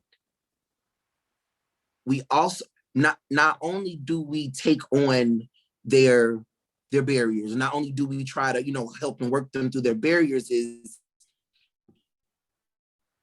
the moment, or the truth is, not everyone is a success. Like not everyone completes the program.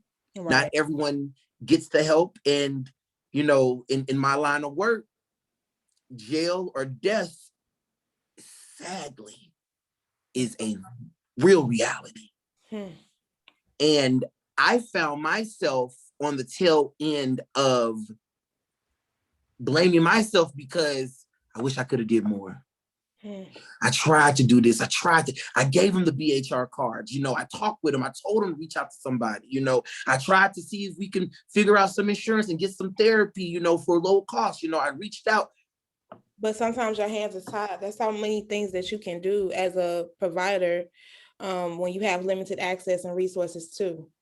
In our, in the line of work, especially again, and I think that's going to come down to the end of the question, is the end of the show is I'm going to ask this question, but I saw that you wanted to get in, Jamar, so you got something to say, go ahead.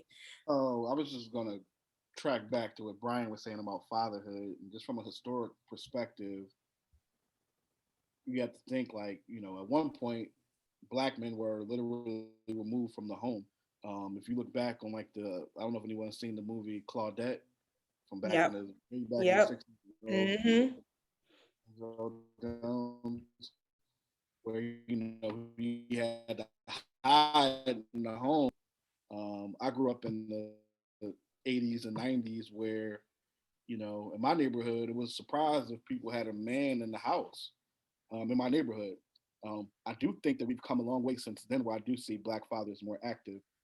Someone, sister years ago said to me, she raised a good point about this. She was like, if you ain't black men, if they're not taking care of their own kids, they're taking care of somebody's kids. And that's the Yes, truth, yep. right? Like when you think about it, some of our fathers who were missing, they might have been in your home, but they was in Facts. somebody's home taking And care of somebody's somebody kids, else. right? Some of their kids, or some of their wives' kids, or their girls' kids.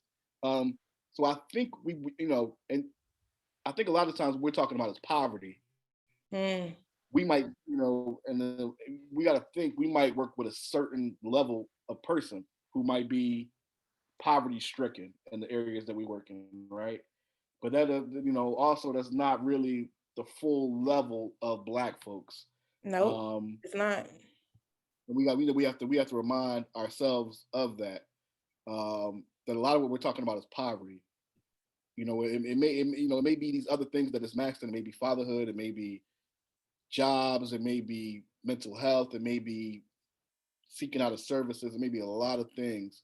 But a lot of those things can be pointed back to not only just poverty, but racism, um, generational poverty. Yep. So if I've been impoverished, my father was impoverished, his father was impoverished, his father was impoverished, his father was a slave. You know what I mean? So those are the pinpoint keys of of things. And a lot of things that we saw when it came to like positive fatherhood was TV. television. Mm-hmm.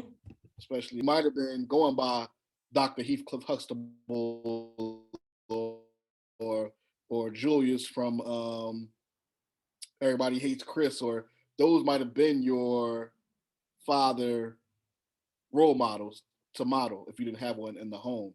And it's TV, it's not realistic, right?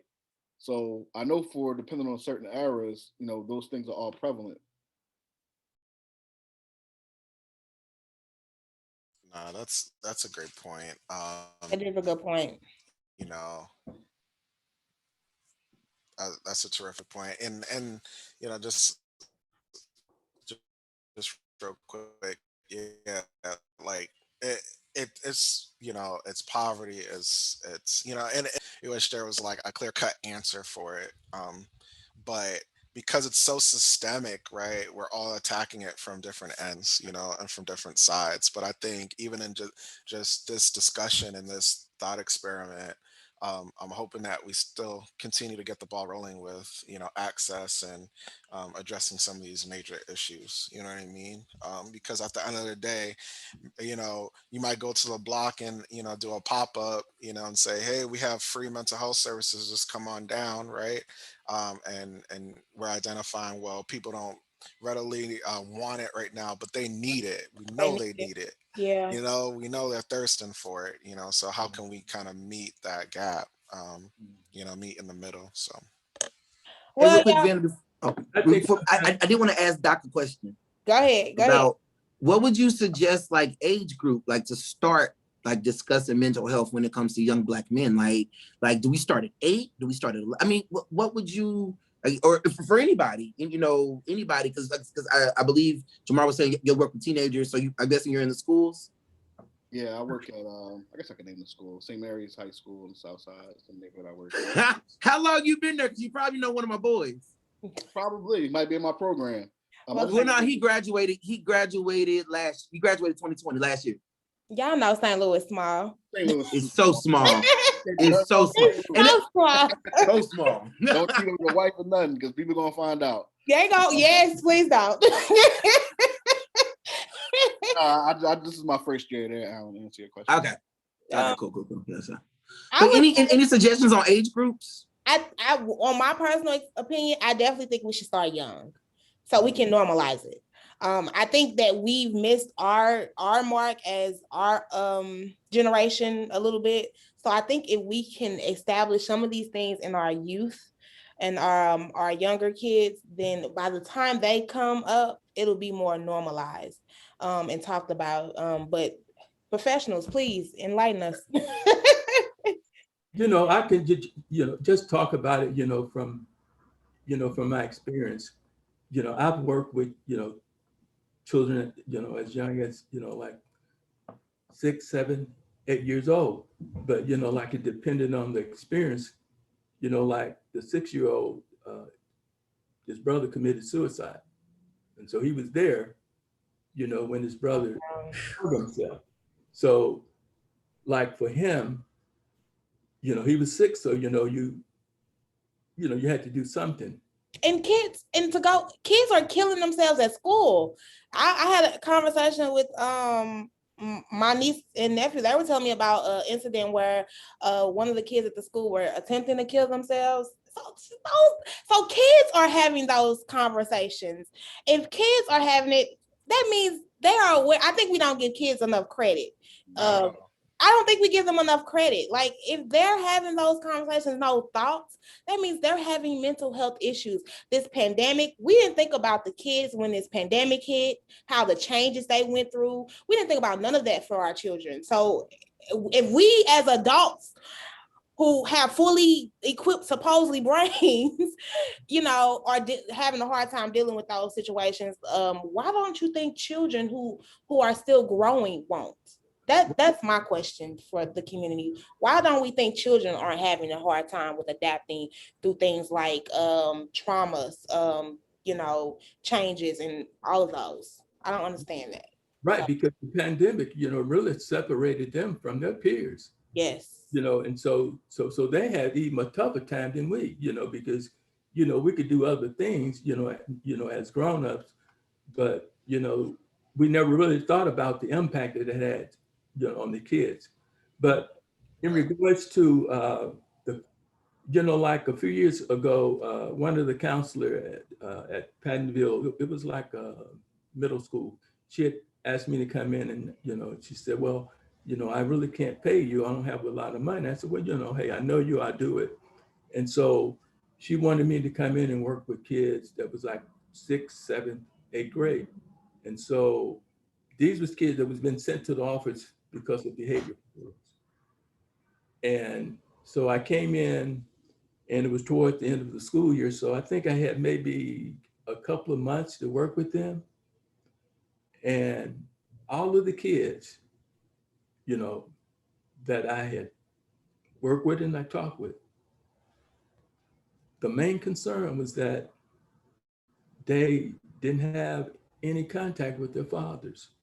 And so I asked them, I said, "Well, okay, if your father could come here and sit in this group and sit in this chair, what would you say?" And one of the kids told me that, "Dad, you don't know how much you hurt me." Then, and so, like, I looked at that a lot of times, like the school system will send kids to the office and they look at them as problem children, but the problem is really never addressed. No one ever talks to them, no one ever listens to them. And I think this was brought up before. One of the best things that we can do is listen, because that's where you learn the person's story. That's when they can tell you what they're going through. Not what happened to you, but just tell me what you've gone through. And so, but I would say, like the age, like it depends on what that child is going through. But I always say, it's never too early to prevent something. That part. Yeah, definitely. I would agree with that.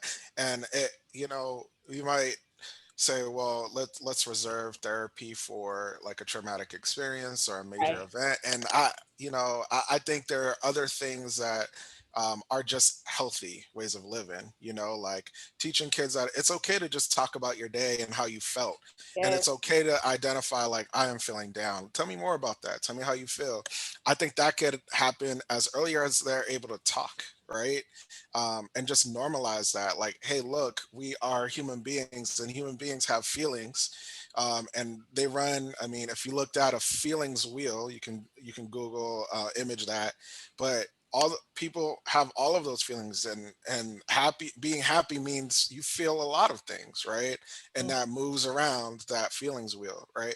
But I think it starts with that. There are prerequisite skills that I think will go a long way, and you could teach that at any age, and one of which is just talking, and like normalizing, like, hey, like, how's your day, like, tell me more about that, and having those exchanges can go a long way to when they're older, because now they've already practiced how to communicate about those things. I think that could start like day one.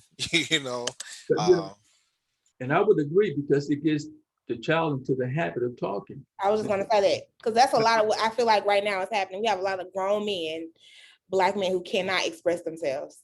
And you're just not talking with them about when something happens, but you're asking them about the good things and so Yeah. now they're into the habit of doing it. And Mhm. so they'll come home and just talk to you, but you're right, And we that have to be willing to listen. Exactly. Well, you practice that too, right? Like, okay, let We me gotta tell be, you, as parents, we got a let lot me going model that. on. Right. Stuff, you're dealing like we're stressed. You got your job, you trying to maintain, but sometimes we have to be willing to listen. Exactly. Or if And you you don't want to model that. listen, put them in place where someone is listening. You heard Because me? Like because put them there. because the kids know when you're not listening. Yes, they do. They know. And then they're not gonna want to talk because then they got a trauma from you not listening to them. So then they're carrying that hurt on to the next person. Then they get in these relationships and they can't talk to their woman because they couldn't talk to their mama and they mad. And you like, what's going on? Look, don't let me get started. But no, it's just a lot of, again, trauma that we have to heal. I think this conversation was a highlight on a lot. We hit so many different subjects, and this is what it is part of the show that I love about, because we hit so many different avenues and so many subjects. And but it all comes down to Black men feeling like they can express themselves, feeling like they can self-care, mental health, take care of them, because I don't think they do it enough. So thank you guys for being here. Thanks everybody for tuning in. I appreciate it. I do want to close out with this one question to each of you, and then also maybe share your information. I know you guys have the Village Path that you can highlight. Alan, you got AP and all that going on. Straight up kicking it for a cause. Please plug us. And then Dr. Eddie, please also talk about Father Support Center, how we can support you all and connect. But the question is, as community, when I say community, I talk about Black folks. What can we do to help normalize Black men healing? All self-care, mental health, all of those things, everything above. How can we help normalize and support Black men in those efforts? And whoever, please go. Well, I would start off, you know, not being the so-called expert and the know-it-all. You know, you cannot approach the community from that perspective. And so I'm here to learn just as much as you here to learn. And so, when you do that, I never want to come off as a person that, if I'm talking to the community, you know, really I'm there to learn and to listen, because that's going to help me when I go somewhere else. I'll be able to apply what I learned there over here. I think just for me, this is great. Like we got to keep this conversation going. Like this is great. I can't wait to continue this conversation with other folks. I definitely think we just got to keep the conversation going, keeping the dialogue open and free. And I loved hearing what Jamar and them they were talking about, having a safe space for guys to come and talk. Like, we need more of those, like more safe spaces identified. Yes. For all ages, dealing with all things, judgmental free, and especially for these young folks that are out there in the streets, living that street life. Like, I think they need a safe space as well. Like, to hopefully we can kind of open some things up, open some dialogue up. Right, and that safe space will allow them to share their experiences. Because if they feel that space is not safe, they're not going to open up. But because they have that space, they can. And then being open to, I think, connecting different, how can I say it? Like bringing the streets to the not streets people. You get what I mean? Mingling them so they can see a different perspective. Because I think that's what we lack too. Like, we so segregated in our own communities that, I'm only hanging with the tough, rough, blah, blah, blah. Yep. I ain't messing with that soft, blah, so it's like, how can we merge those together so you can see a different perspective outside? And then some people like, I ain't messing with them hoodlums, and then they writing off people that they could be inspiring to, so we definitely that's real and raw. We have to learn to bridge that gap in our community also. But go ahead. How can the community support Jamar? I would say even just on a very, very small level, well, it starts with conversations like this, right? We take small conversations like this and then we bring it back to someone else who brings it back to someone else who brings it back to someone else. Um, and even on a slightly bigger scale, it's just listening to people. You don't have to come to our events to do what we do. You know, you could do it at home. You could do it with your small group of friends. Mm. Um, I wasn't always this way. I was a toxic young man at one point, right? We all been I there, didn't, I done didn't, that. I didn't right. I didn't grow into this individual. If I was to tell myself 10 years ago what I'd be doing today, I probably would laugh, and believe it. Um, and now, even to the point where when I'm with my friends now, my interactions are different. Um, and I think I saw some studies that said men in general, when COVID hit, had more conversations Mm. about things that matter, not things that matter, but it wasn't just sports anymore because we didn't have sports, right? People had to talk about other things besides just sports or music because we didn't really have that even. Right. Um, so I would say we normalize it by having more conversations outside of the norm. We normalize it by starting to learn to listen to each other. We normalize it by having more compassion for each other. We Mm. normalize it by learning to love each other Mm. unadulterated as people. Love will take you a long way. Listening will take you a long way. Having faith in your people will take you a long way. Whew. Um, all of those things, just walking a different way, breathing a different way, learning to meditate, um, learning just to take some seconds to breathe, learning how to breathe, switching up your norms, switching up who you're around. One thing I love about what we do is we just don't do this for straight men. We reach out to our LGBTQ plus brothers too and sisters um, who come to our group, and we learn from them and we love them. Um, so we need to love each other as Black folks all around the board, not a certain type. Um, I so yeah, love that. I love that. Yeah, I echo all of that. We have to love on each other. We have to have empathetic listening and the ears, right? Jamar kind of painted like a simple picture of like what you can do at the individual level. But I think also in addition to that, we have to look at Black mental health as a public health issue, right? Like Mm. this, it's like COVID. With COVID, that was a public health issue that affected the world. It was a pandemic. This is similar, right? This is an epidemic. This is like major, right? And so how did we help to curb COVID? We had messaging about it. We normalized like certain practices and healthy living, washing your hands and things like that. I think we need to make this public, right? We need to leverage some of these community members and not operate in silos, right? Like Yes. communities need to come together, Yes. Speak on that. organizations need to come together and work together in order Together. to solve this issue. Yes.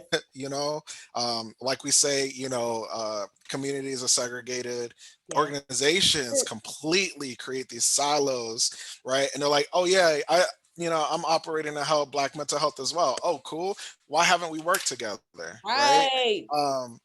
We have overlapping demographics but don't even work together. So Got it. there's just a lot of things that play into it, but it's modeling these behaviors at a community level, right? Like making these conversations available to the public at large, having ads on TV. I'm thinking the big picture. You know what I mean?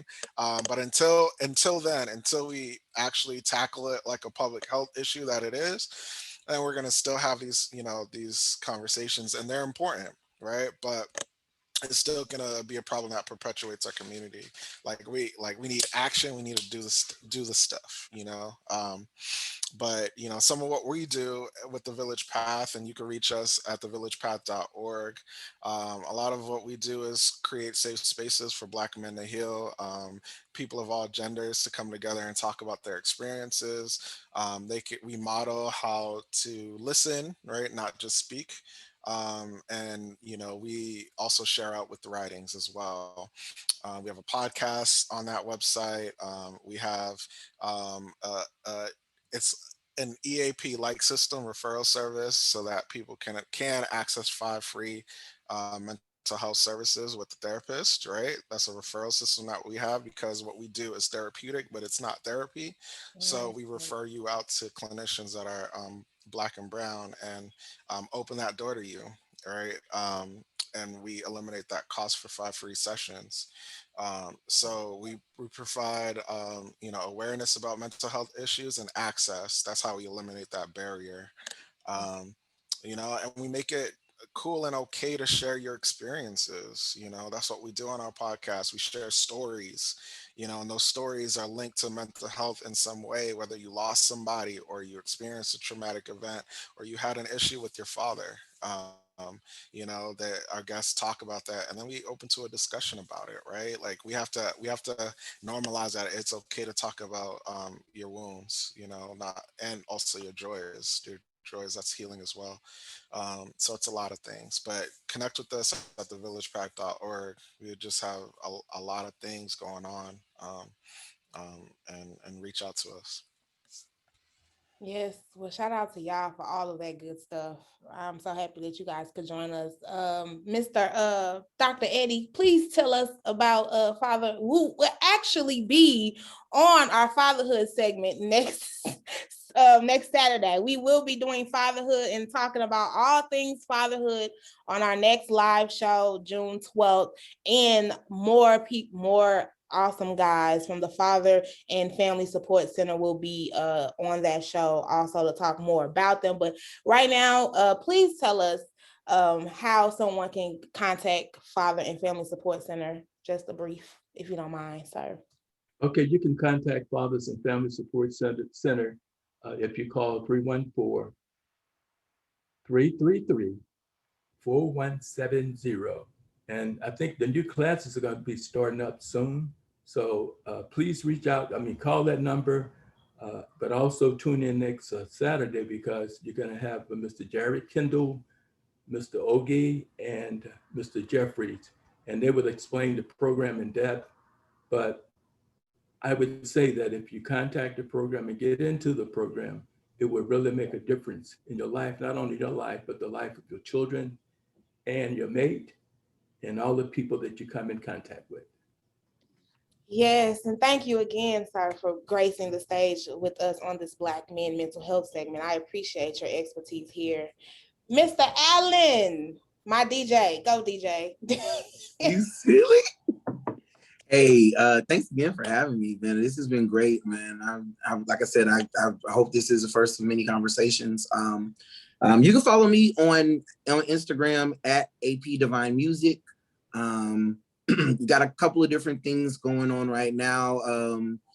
Biggest thing right now in the community tip is kicking it for a cause. Yeah. That's Yes. me, Vanna, and our great friend Kelly McGowan.